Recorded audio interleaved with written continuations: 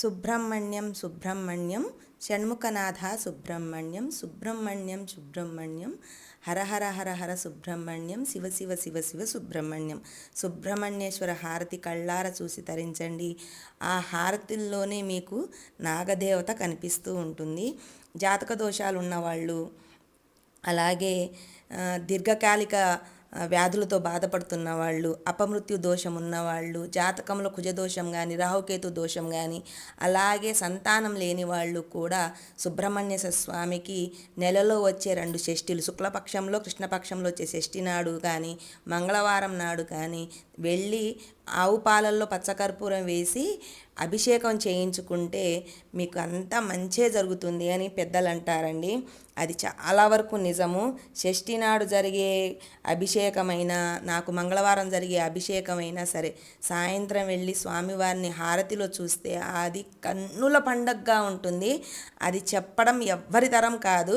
సుబ్రహ్మణ్య స్వామిని నేనైతే నిజంగా నేను చెప్తున్నాను, నేను ఆ హారతి జరుగుతున్నంతసేపు అసలు నేను వీడియో మీద ఎందుకు కాన్సన్ట్రేషన్ చేశాను, నేను వీడియో తీయకుండా స్వామిని అలాగే నా కళ్ళతో నేను ఎందుకు చూస్తే ఇంకెంత బాగుండు అనిపించింది.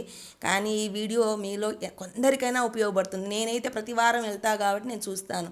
మీలో కొందరైనా వెళ్ళలేని వాళ్ళు ఉంటారు కదా, వాళ్ళ కోసమని నేను వీడియో పెడుతున్నాను. నేను పదే పదే ఇలా హారతి వీడియోలు పెట్టనండి, మీరు చూసి తరించండి. అలాగే నేను కాలసర్పదోషం కోసం కాళహస్తీశ్వర స్వామి దర్శనానికి వెళ్ళినప్పుడు కాళహస్తిలో నేను 1650 రూపాయల టికెటు, ఇంకొకటి 500 రూపాయల టికెట్, ఈ 2 టికెట్లు కూడా నేను ట్రై చేశాను. నాకు 500 రూపాయల టికెట్లో పూజ చాలా బాగా నచ్చింది.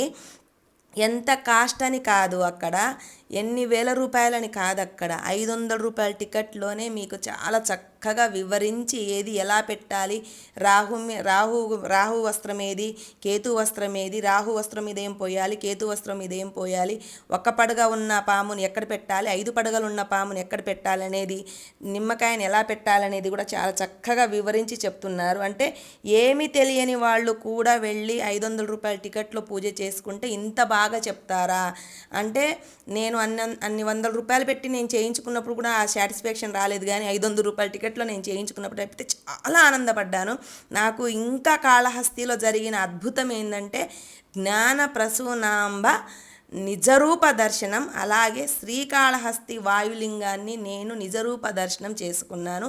ఈ నిజరూప దర్శనం చేసుకోవాలంటే మీరు ఉదయం పూట 10 గంటలకు జరిగే పూజలోగా మీరు కూర్చోగలిగితే తప్పకుండా మీకు ఆ పూజ అయిపోయినాక దర్శనానికి పంపిస్తారు కదా, అప్పుడు మీకు నిజరూప దర్శనం జరుగుతుంది. 9 గంటలప్పుడు పూజ అప్పుడు కానీ 10 గంటలప్పుడు పూజలో కానీ కూర్చున్న వాళ్ళకి స్వామివారికి అమ్మవారికి అభిషేకం కాకముందు ఆ పూజలు ఉంటాయి కాబట్టి రాహుకేతు పూజలు చేయించుకునే వాళ్ళు ఆ టైంలో మీరు ఫిక్స్ అయ్యి వెళ్తే మీకు నిజరూప దర్శనం జరుగుతుంది.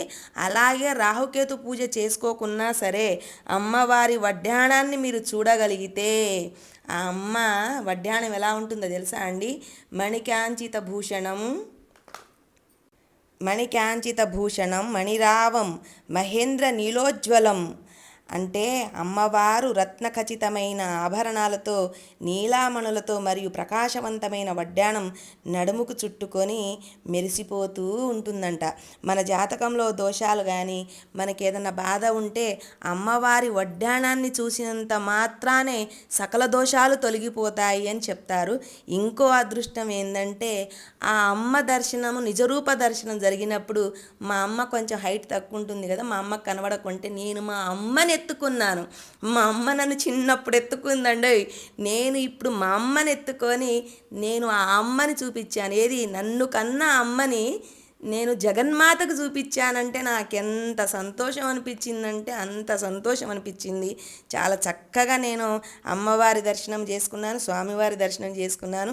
అలాగే నేను ఇంటికి వచ్చాక మంగళవారం రోజు వెళ్ళి నేను సుబ్రహ్మణ్య స్వామి దర్శనం చేసుకొని నేను చాలా హ్యాపీగా తరించిపోయానండి. చాలా సంతోషం.